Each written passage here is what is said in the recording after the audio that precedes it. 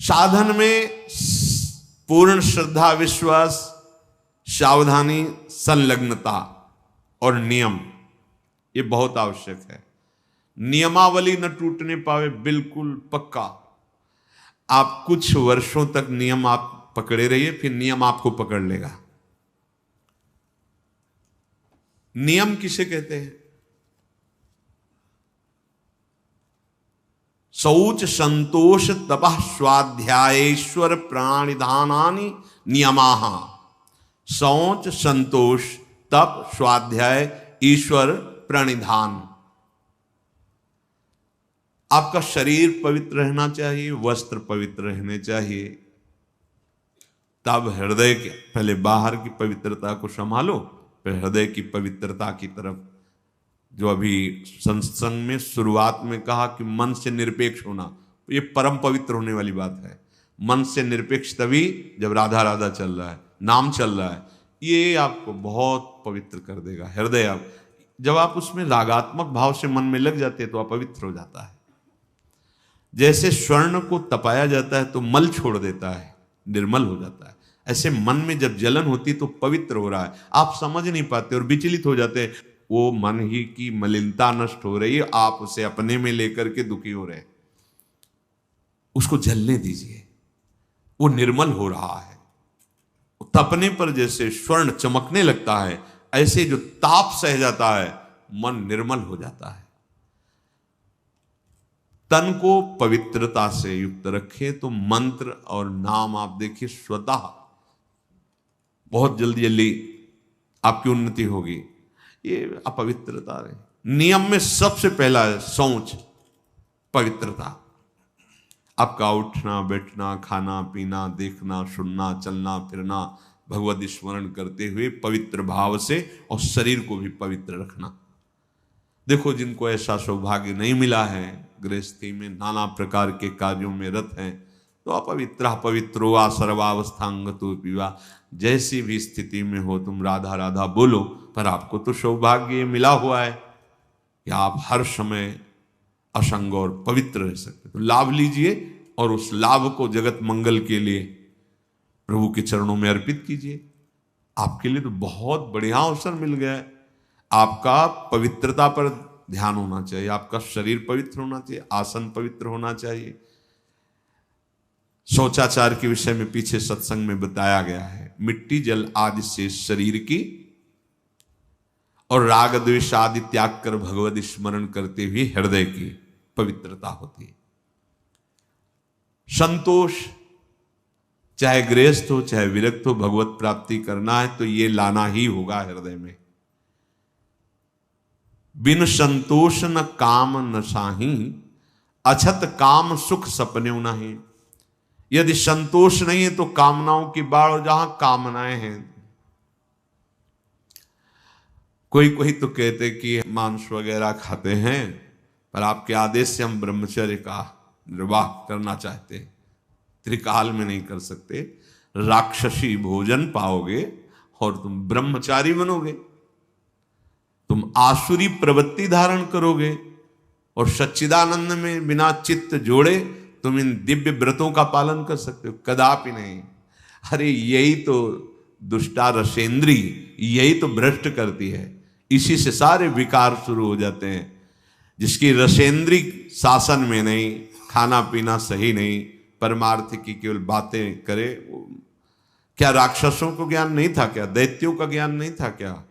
आप देखो जब वो अपने परिवारजनों को उपदेश करते हैं ना किसी संकट में, तो पूरे ब्रह्म ऋषि जैसा बोलते हैं, ज्ञान है। ऐसा नहीं कि नहीं ज्ञान, बहुत बोल रहे हैं, लेकिन आचरण में बिल्कुल ज्ञान नहीं है, तो इसीलिए तुमको राक्षस कहा गया।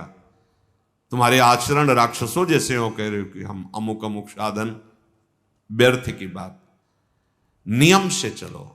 शौच, संतोष, भगवत कृपा से जैसी भी परिस्थिति तुम्हें दी गई है, जो भी धन भोजन परिवार जैसा भी, या विरक्त मार्ग जैसा, संतुष्ट रहो।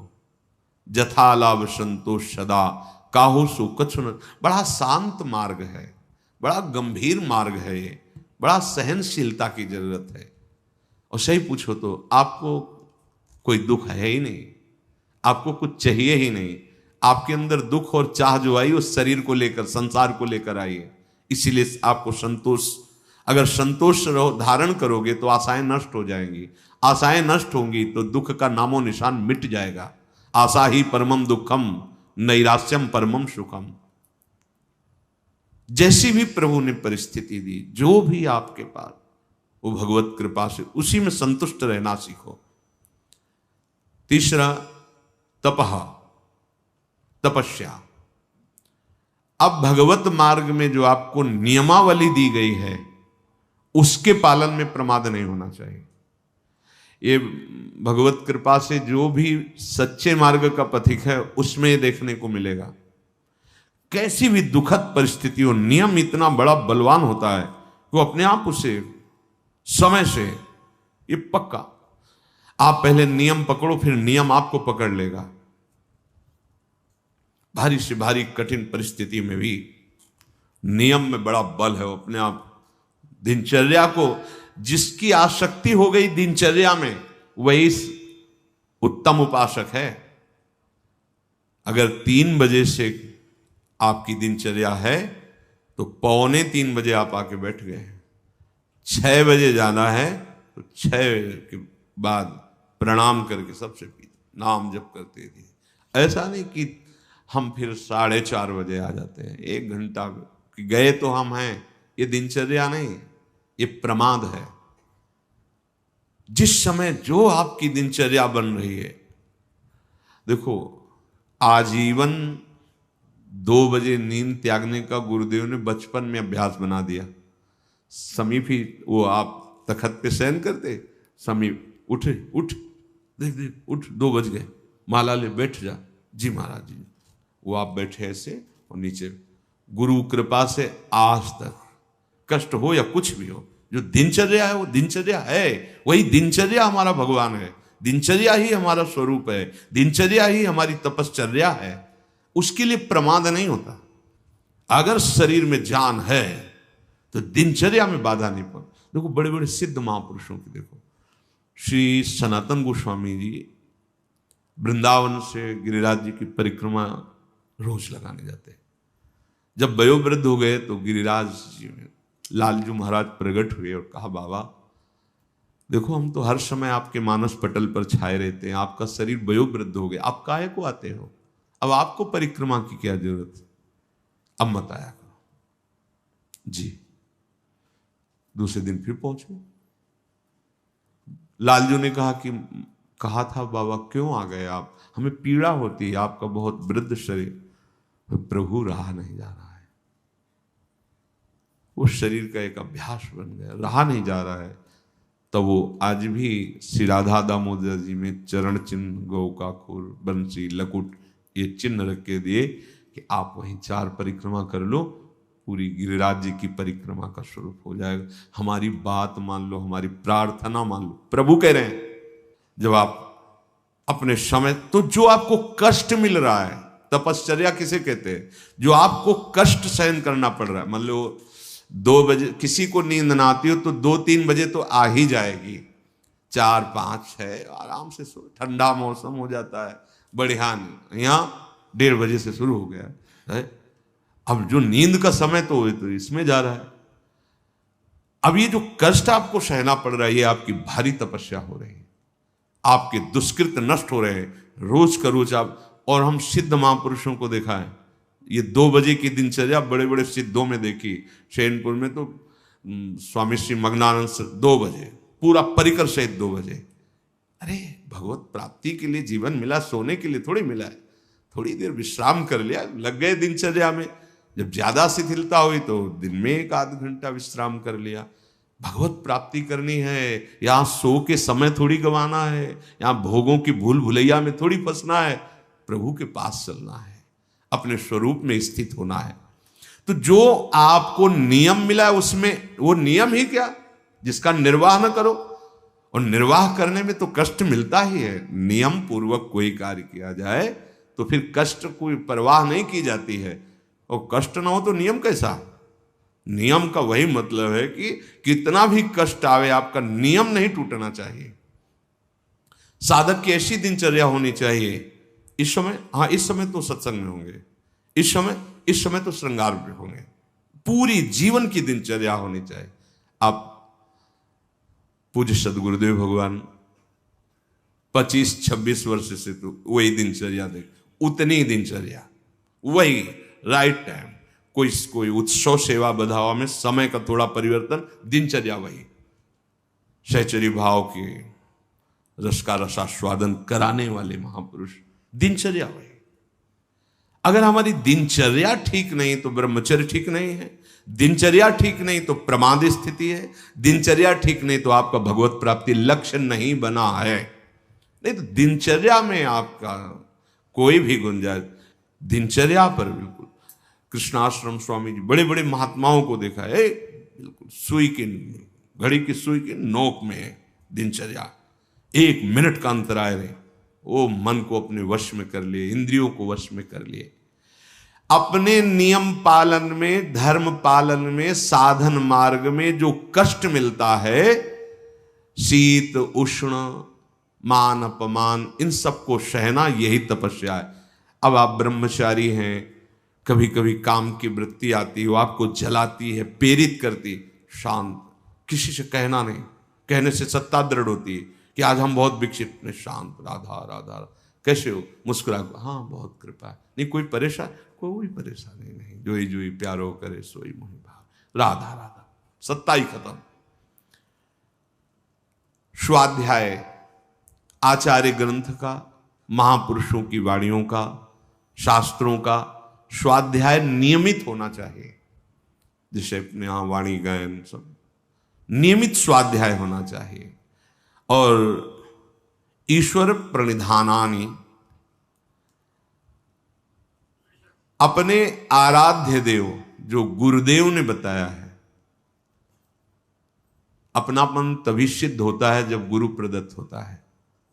अपनी मान्यताएं बदलती रहती हैं, लेकिन गुरु प्रदत्त, जैसे अपने को गुरुदेव भगवान ने दिया कि हमारे आराध्य देव श्री श्यामाजू, और श्यामाजू का सुख श्री लालजू महाराज, लालजू के प्राण श्री लाडलीजू, तो लाडलीजू के महासुख वर्धन करने के लिए उनके प्राणनाथ श्री लालजू में अद्भुत प्रीति, अद्भुत प्रीति। तद्भावोत्सवता परम भवतु में तत्प्राणनाथ है। हमारी युगल उपासना ऐसी है, गोरे चरणारविंद की ठसक और युगल का उपासन। लालजू में अत्यंत प्रीति है, और कैसे है, मेरी प्यारी जू के प्राणनाथ है, प्यारी जू के परम सुख है। तद्भावोत्सवता परम भवतु में तत्प्राणनाथ। ऐसे श्री श्यामा श्याम की ठसक में हर समय रहना, उनके चिंतन में रहना, अहम उनके दासत्व में समर्पित हो जाना, अपना उनसे अलग कुछ भी न रह पावे, उसे ईश्वर प्रणिधान कहते हैं। शौच संतोष तपा स्वाध्याय ईश्वर प्रणिधानानि नियमाः।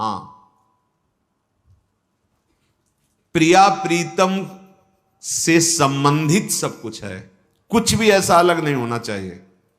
अपने आप महात्मा हो गए, देख लो, कुछ भी ऐसा नहीं खाएंगे जो प्रियाजू को अर्पित न करें, कुछ भी ऐसा नहीं पिएंगे जो प्रियाजू को अर्पित, कुछ भी जीवन में ऐसा नहीं होगा जिससे प्रियाजू का समर्पण ना हो। अभी सत्य मार्ग के पथिक बन जाओगे। कई लोग तो ऐसा करते हैं कि भोग लगाने के लिए अलग बनाते हो, अपने लिए अलग बनाते हैं, तो आपकी फिर बुद्धि कैसे प्रभु में तन्मय कैसे होगी?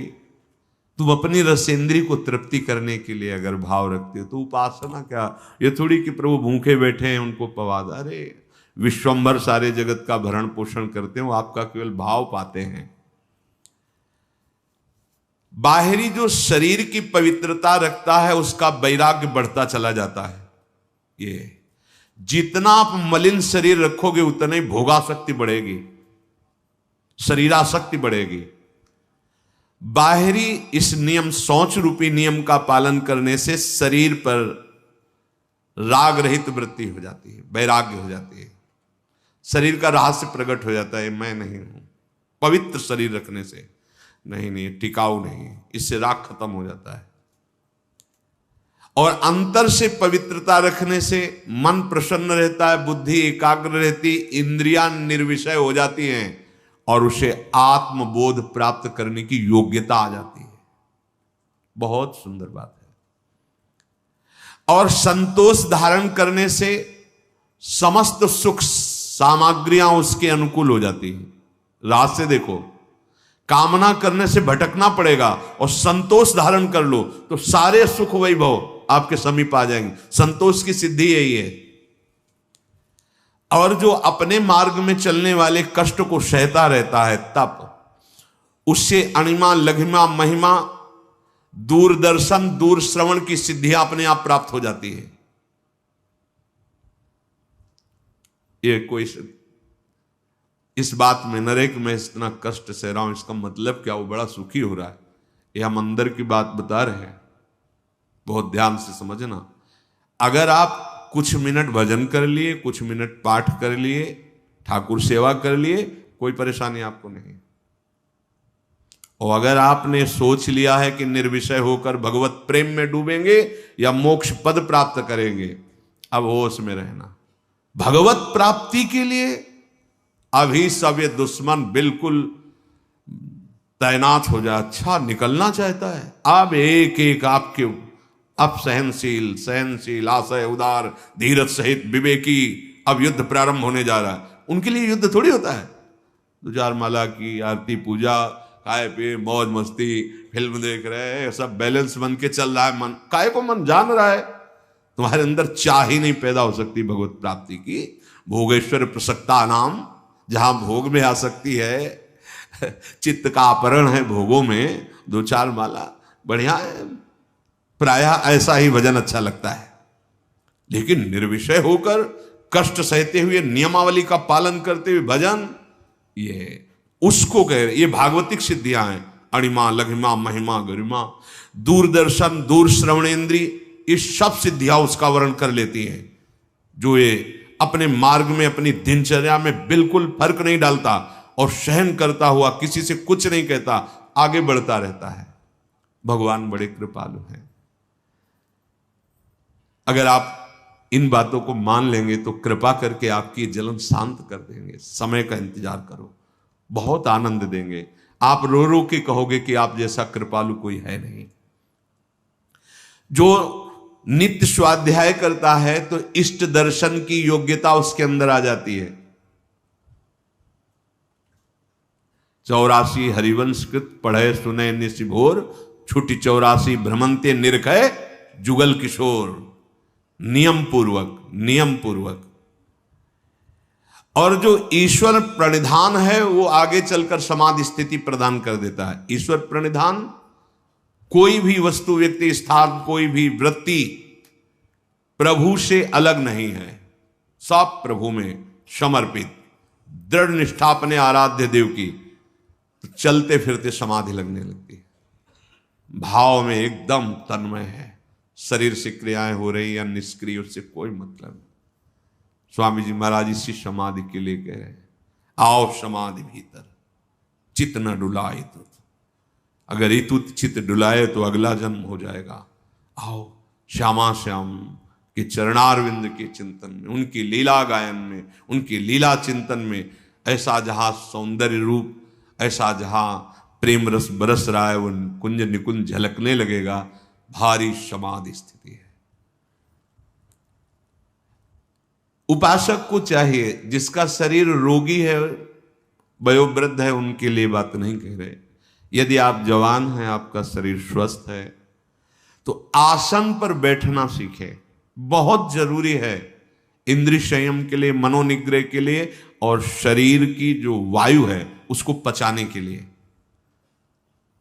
अब नौजवान हैं, कोई रोग नहीं है, कुर्सी में बैठे, भाई कैसे बनेगा? आपकी वृद्धावस्था है, आपकी टांगें दर्द कर रही, घुटने दर्द कर रहे हैं, कमर दर्द कर रहे हैं, गृहस्थी से आए हो, बैठो। आप बाल ब्रह्मचारी हैं, भगवत मार्ग के पथिक हैं, या आप गृहस्थ से संयम पूर्वक रहकर आए, तो कुर्सी सुखासन पर बैठने की चेष्टा ना करें।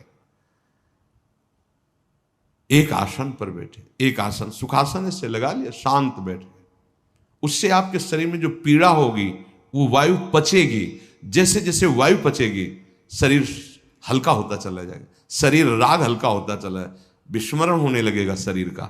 शांत, जहां हाथ रख दिए, गंभीरता, शांति, स्थिर भाव तक कम से कम 48 मिनट, 48 मिनट एक स्थिति में बैठे। अरे सर, कई घंटे का पद्मासन या सिद्धासन, 30 मिनट के बाद कष्ट शुरू हुआ, हर नस नाड़ी पीड़ा को, मैं शरीर नहीं हूं, ये भ्रम है, ये कष्ट नहीं, ये भ्रम है। थोड़ी देर बाद शून्य के बाद शांत, अब बैठे रहो आराम से। पर वो समय क्रॉस करना जो बहुत कष्टप्रद, यही तो है सब इंद्रियों को अधीन कर लेना। शांत, हर नस नाड़ी शुद्ध वायु, जो वायु दोष पैदा करने वाली, वो भस्म हो जाती है उससे। कब आपकी वृत्ति संभलेगी? यही तो समय। अगर आप सत्संग में बैठे हो, लगाया आसन और बैठ गए शांत, या तो वक्ता की तरफ दृष्टि या नासाग्र दृष्टि। ये इस समय जो अपना सत्संग होता है, ये आंख मूंद के सुनने वाला नहीं है। आंख मूंद के तो फिर नींद आ सकती है, आलस्य आ सकती है। या तो नासाग्र दृष्टि और या तो वक्ता की तरफ एकाग्र दृष्टि। शांत, आपका शरीर स्वस्थ है, आप जवान हैं। आसन बहुत आवश्यक है, बहुत आवश्यक है। आपका शरीर स्वस्थ है, आपका भोजन कम हो जाएगा आसन में बैठने पर, क्योंकि डरोगे। अगर अधिक भोजन पा लिया तो आसन में नहीं बैठ पाओगे। पेट बड़ा हो गया तो आसन में बैठ पाओगे नहीं। उचित आहार, अपने आप सब ठीक होने लगेगा। आसन, हम कहते हैं ना पद्मासन लगाओ ना सिद्धासन लगाओ, तो ऐसी पलथी जैसे पलथी मार के बस अब ऐसे रख दिया हाथ, वैसे शांत बैठे सुन रहे। अब दर्द हो रहा है तो चुपचाप नाम जप करते हुए अपने मन को लगाने की चेष्टा करो। सत्संग में नाम को चुपचाप सहो, सहते सहते अभ्यास हो जाएगा। अभ्यास हो गया तो भजन में डूबने का अवसर आने लगेगा।